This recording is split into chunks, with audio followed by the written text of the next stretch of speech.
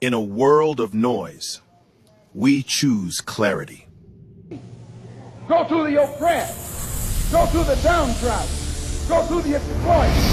Go to the people who don't know who they are, who are lost in knowledge of themselves, and who are strangers in a land that is not theirs. Go to those people. Go to the slaves. Go to the second-class citizens. Go to the ones who are suffering the brunt of Caesar's brutality. And if Jesus were here in America today, he wouldn't be going to the white man. The white man is the oppressor. He would be going to the oppressed. He would be going to the humble. He would be going to the lowly. He would be going to the rejected and the despised. He would be going to the so-called American Negro. Basically, we're poor righteous teachers. And we strive to civilize people that don't have no knowledge of themselves. If a person is living a life of wickedness or doing evil, in a world it's of our duty to civilize people as fathers choose clarity. strive to educate them, to put them on the proper path. In a world of noise, sin, bondage, come on, getting kicked around in life and taken advantage of, to another place, a good place, a land that flows with milk and honey. How many of y'all think that sounds like a better deal? I'll take milk. Those are the ones that's telling the story right now. And I believe, I don't even know you, and you sound like you telling your story right now. You know what I'm saying? Because I had to be able to live it to tell the story.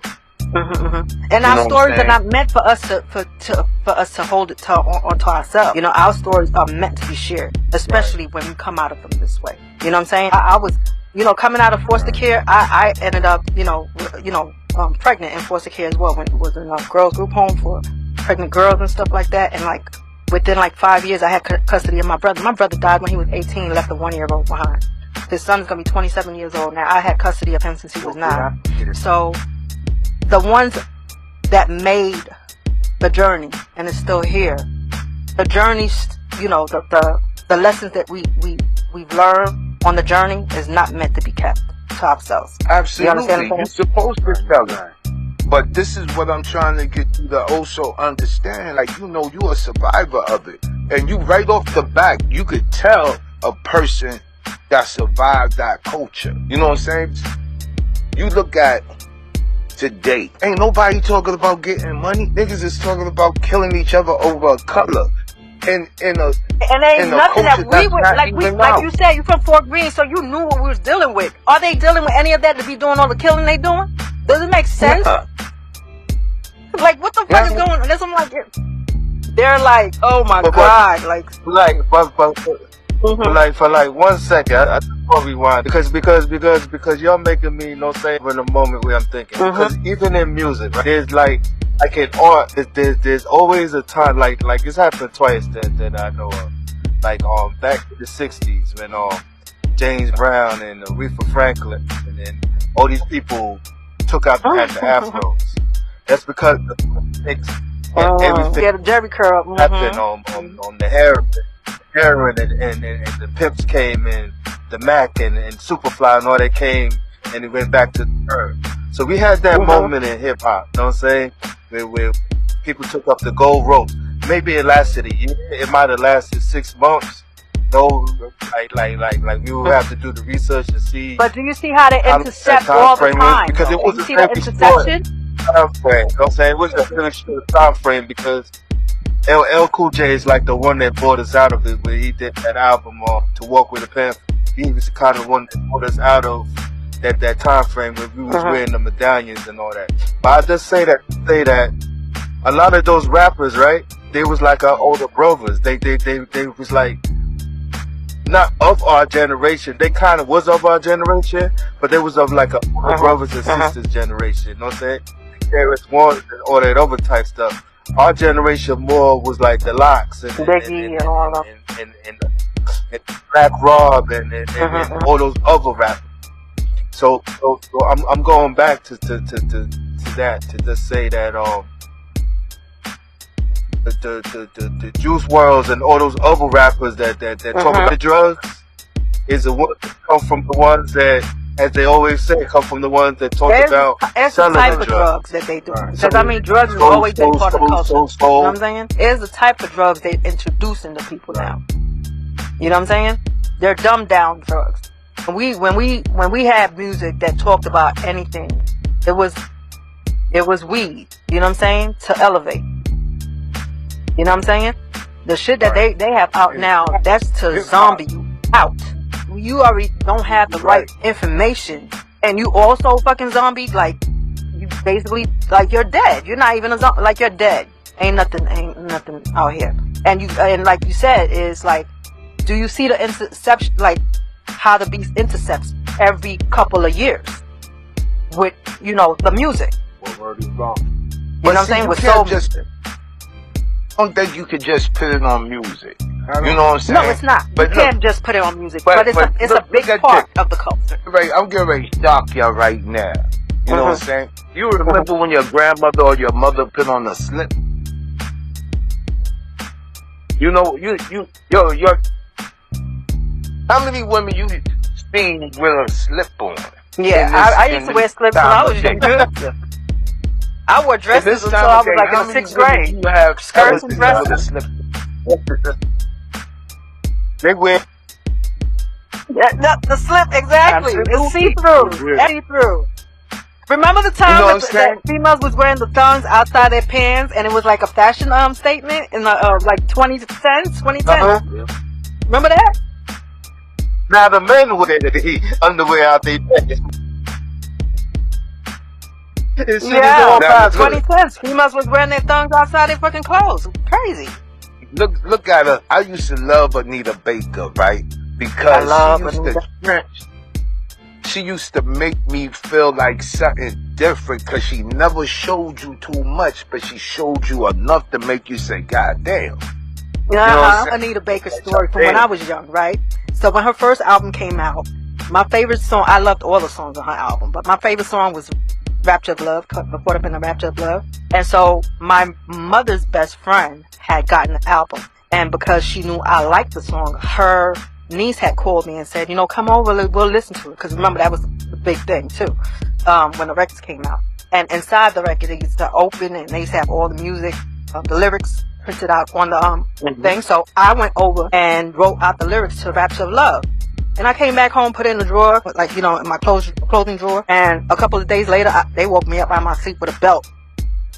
And I was just like, what? I was shocked. I'm like, what the fuck am I getting beat for now?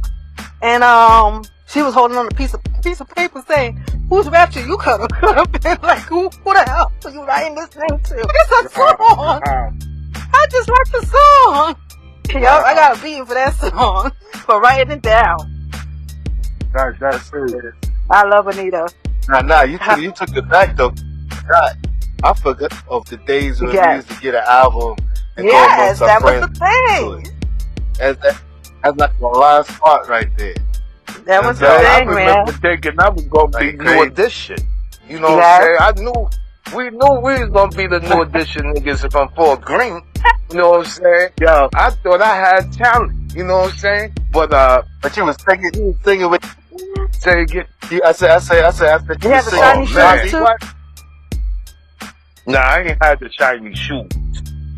But I ain't gonna front. My mom bought the patent leather, I ain't had the shiny shoes. I couldn't go outside like that. I would have had to fight for niggas trying to disrespect me. I mean, at one time it was real. I wanted, we wanted to be that. We wanted to do that dance and shit. I mean, we took different paths and everything, man. But I love to see people do good. I love to see our black women do good. I believe our black women are lost a little bit, but so are the men. You know what I'm saying? Because even the strongest one could break it. Even the strongest man breaks down. You know what I'm saying? And that goes back to what we were saying. We don't have the bonds anymore. We lack bonding. Yeah, right. We allow them to divide us and we've integrated so much into their system that we failed to uphold ours. Right. Right. The devil was on. We wasn't out. Exactly. We was asleep at the motherfucking clock. Divide us on dumb shit. You know what I'm saying? Like a thief in the night. They got upsetting. It's like someone coming to you and arguing with you about the earth being flat. Like, it make no difference.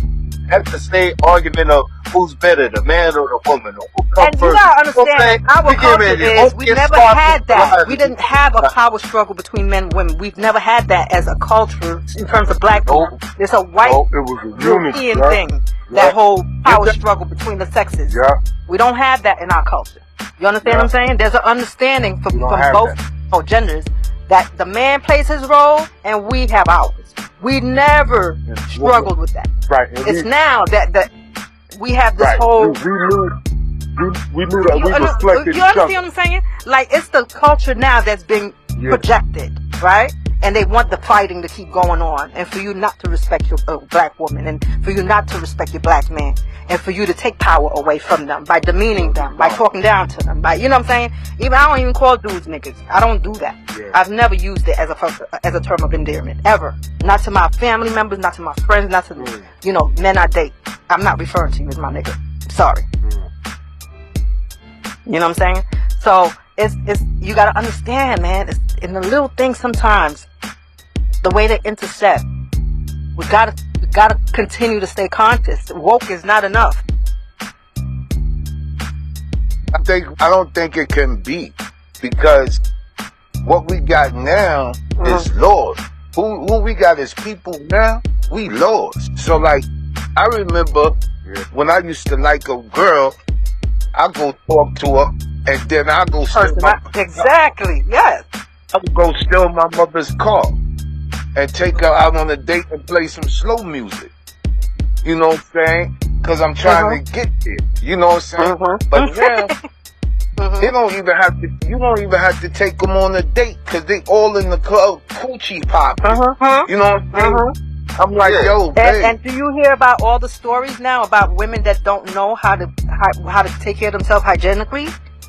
Because that part has been lost, because they don't have the grandmothers in their lives anymore like I had that would teach you when you become sexually active how to clean yourself. So they don't know how to even do that. They're putting a whole bunch of roses and stuff, floral stuff in their panties, thinking that's gonna get the smell. You have an orifice. It's inside of you. That means, you know what I'm saying, things need to be taken.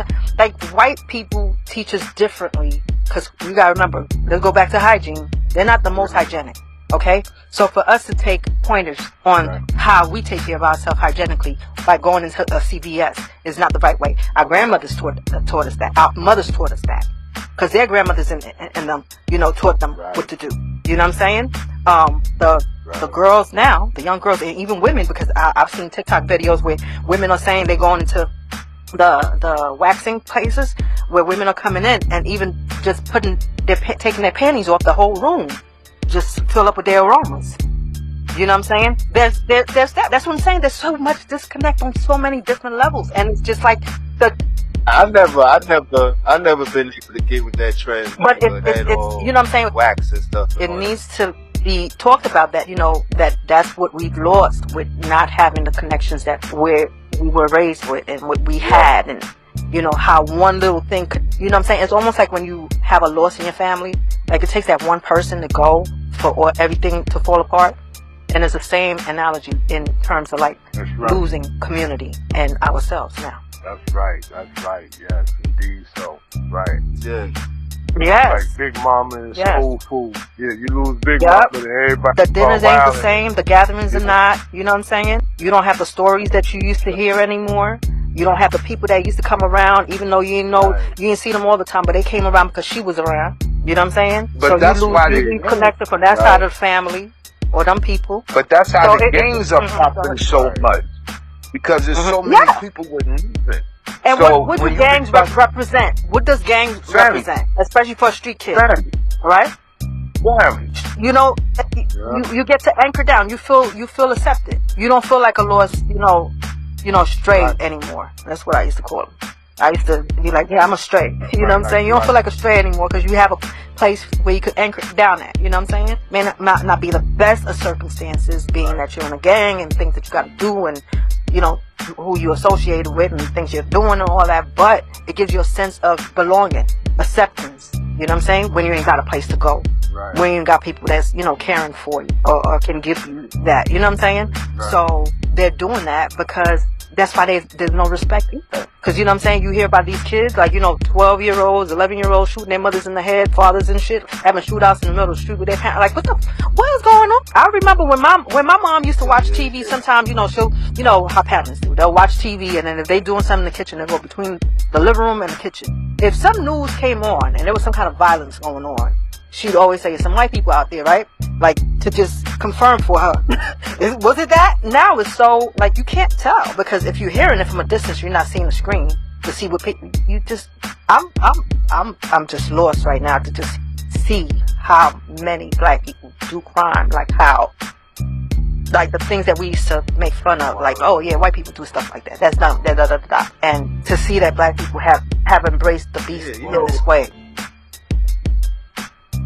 When white people do stuff. It's so prevalent now. It's so prevalent now. It's almost like how we grew up knowing that serial killers were white men, that were in their 30s, and they had this class of, what characteristics they look for in serial killers. Now we have to do we have to reconfigure how black people, and it's not only black men, but black women too in their crimes. It's like, what the fuck is going on?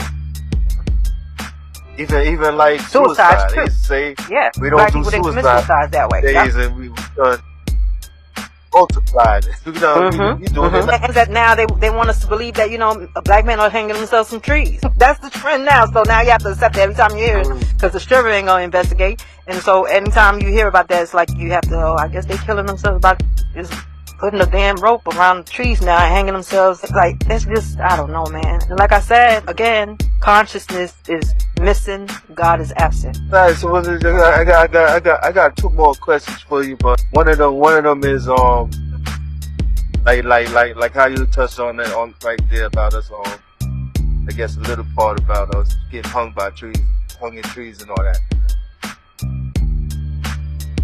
Like when police shoot us and all that, we have protests against police brutality and all that type stuff, and that's the name of like Black Lives Matter and all these groups. I'm gonna start lining up on the side so I could sell Dr. Show's insults. Yeah, go ahead.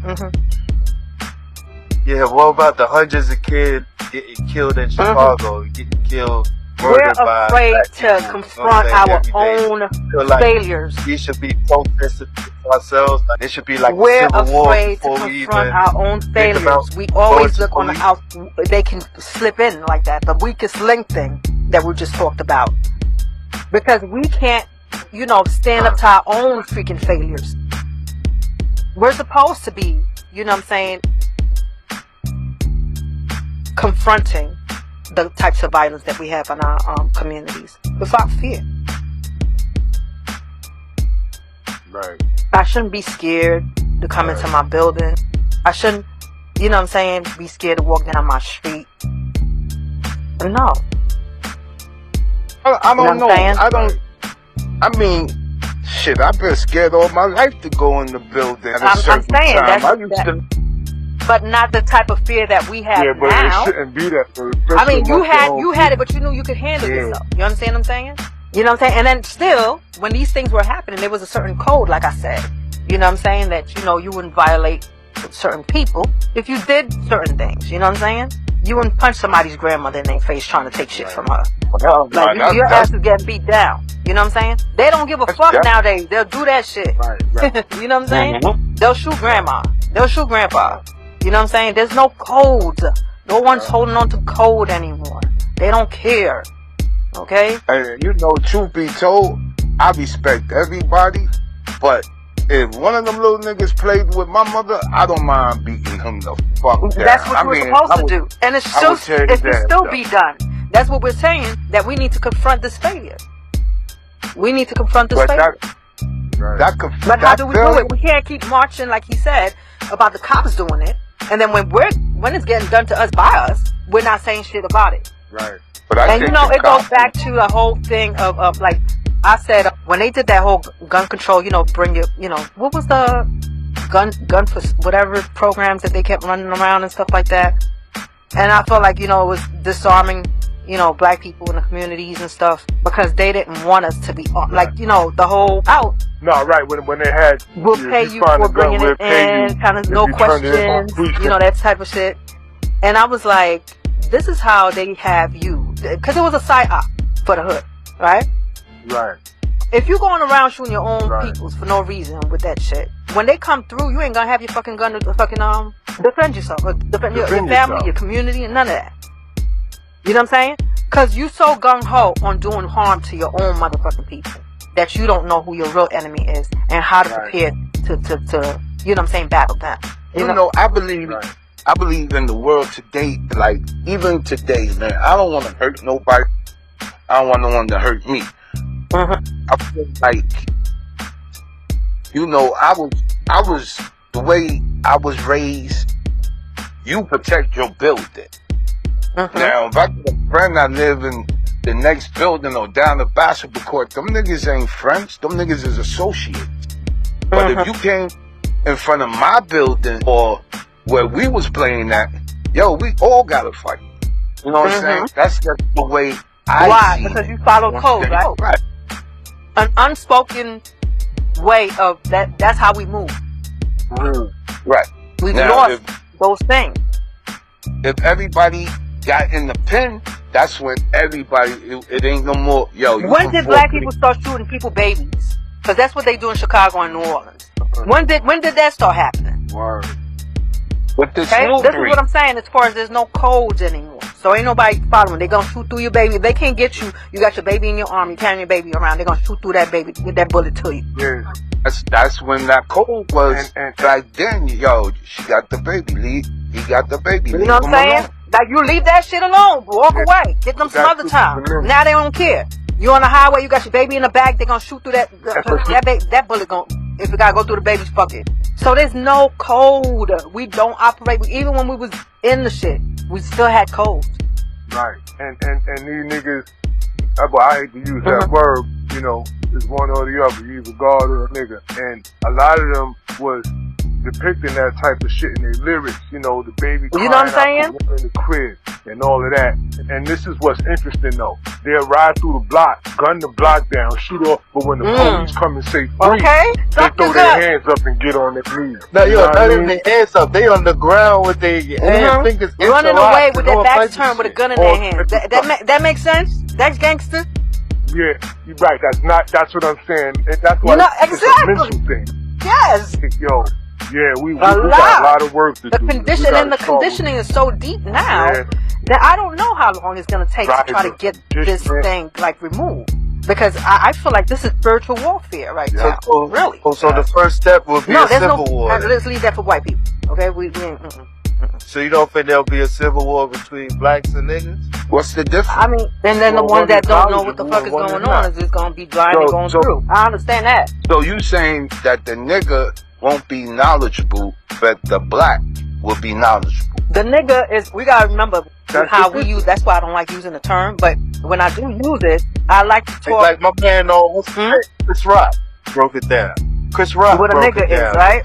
There's niggas and there's a person full of ignorance that's just not, is not in the knowing of what, the matrix entails. Just like I said, we held consciousness because we understood the importance of being aware of not only of what was going on socially and politically, but we also grasped from the yesteryear of our ancestors and our elders and their wisdom, right? Because their wisdom was our protection, right? And we integrated those things and made it a conscious. We made conscious communities out of them, right? And so when we talk about niggas, are the ones that are not embracing that knowledge, is not embracing that awareness. They're just going through. They're the zombies. We not. And the other thing too, black people need to stop making it seem like all black people should be kumbaya-ing. Like, we all on different levels. On the real. Okay? So the ones that's on a level where they know they need to operate a certain way, that's the ones that get together. You know what I'm saying? Because if you're on code just like I am, we know what we're doing with that. Right? I don't want to have to try to reform a nigga. I'm using the correct term now. I don't want to reform a nigga. Right. You know what I'm saying? If you don't get it by the time, you know what I'm saying, like you're in your 30s, 40s even. It's like, you can't do nothing about that. You gotta let them be. You know what I'm saying? I'm not gonna force you into a fight that you don't know the fight. Yeah, and most of the time Yes, they're rejected always. anyway, right? You know, my dad used to say, you know, the nigga is the one that'll kill the doctor that's coming to save his life. Okay, that's his mentality. That's his mentality. Okay, they hate you for bringing that kind of light so to there's them. nothing you can do with that. Yeah, they call the righteous people weirdos now. But let me That's tell the you, nigga that do that. they would take information. This is why we're all fucked up now. When we first started, when we were talking about interracial relationships, and I was talking about the conditioning, they would take information from the white man before they take it from the black man. Even when you're telling them the truth, they'll take the lie and accept it as true, rather than take it from a black person that's telling them the truth and use that as their, you know what I'm saying, as code, as you know what I'm saying, as foundation. They would rather the lie from the white man than you. Like, how dare you know that? How dare you have that information? I'm used to, you know, the white man coming around and telling me da da da da da. And that's what I believe it. You cannot reform a nigga. A nigga needs to learn how to reform himself. But first in that whole consciousness, you just got let them be. Can you reform the devil? Only thing I would use a nigga army for is like, you know what I'm saying, that'll be the first, what they call that, when they go on the war, that's the first one you stand up. The infantry, you front line. But niggas, you put them on the kamikaze mission. You let us know where the landmine is at. We see your ass blow up, we know not to go there. Yep, exactly. The kamikazes, man. That's what they be used for. They'll be useful for. It's sad though, but you know, we need to work on something that's gonna help us to try to reach some of these that's willing to be reached. You know what I'm saying? Because we can't just talk about this anymore. Right. No, you're right. And you remember how it was Giuliani, I think, that did that, right? That stopped the highway. We used to all gather at the Apollo. I hate remember that dude. And the Woolies burgers and all that. Yo, he was pure devil, yo. And I knew it. When he was stopping those gatherings, yo, that's by design. They are still carrying out J. Edgar Hoover. They're still carrying that. Like, I can't lie. I can't. That shit scares them when we over. Cause it's the Harley B. You know, every now and then you had a little, but it was really no violence. When you go to everybody meeting up at the Apollo, and it was no violence. There used to be thousands of blacks out there. Remember the summer concerts they used to have a 125 in front of Adam Clayton Power Building? Yeah, absolutely. I live in Harlem now, but I used to live in Brooklyn. I used to troop from Brooklyn to go to the concerts, the summer concerts. It used to be like a whole bunch of people. We didn't have no wilding out shit, like shootings and shit like that. We probably just get, you know, a couple of us get loud and da da da, but there was not no crazy shit like how there is now. You know what's crazy though? That's the hip hop trivia fact. That's the throw out there quick. Remember the song Wild Thing? Yeah. That song actually came from my man Fat Five Freddy. He had a line on Wild Style, but he was talking about graffiti writing. He said something Wild Style, Wild Thing or whatever. And that song, the producer of one of the producers in that movie wanted to do a song using that line, but he turned it down because he was getting tired of doing little rap singles. And they actually got that guy on Tone Loc. Yeah. That song, Wild Thing. You know what I'm saying? Evolved even more into the Central Park shit when the kids got to say that one of them was talking about wild. You know what I'm saying? That's just to show you the evolution back there. You know what I'm saying? Then we got a show called Wildin' Out. Fat Five Freddy. He's definitely one of my favorites right there. Fat Five Freddy. You know what I'm saying? Artist, rapper. You know what I'm saying? All that other stuff. He brought all the elements together. In a world of noise, we choose clarity. Go to the oppressed. Go to the downtrodden. Go to the exploited. Go to the people who don't know who they are, who are lost and common with themselves, and who are strangers in a land that is not theirs. Go to those people. Go to the slaves. Go to the second-class citizens. Go to the ones who are suffering the brunt of Caesar's brutality. And if Jesus were here in America today, he wouldn't be going to the white man. The white man is the oppressor. He would be going to the oppressed. He would be going to the humble. He would be going to the lowly. He would be going to the rejected and the despised. He would be going to the so-called American Negro. Basically, we're poor righteous teachers. And We strive to civilize people that don't have no knowledge of themselves. If a person is living a life of wickedness or doing evil, In a world it's of our duty noise, as civilized people, as fathers, to them, choose clarity. strive to educate them, to put them on the proper path. In a world of noise, we Sin, choose. bondage, come on, getting kicked around in life and taken advantage of, to another place, a good place, a land that flows with milk and honey. How many of y'all think that sounds like a better deal? I'll take milk and honey over bondage and beatings any day of the week.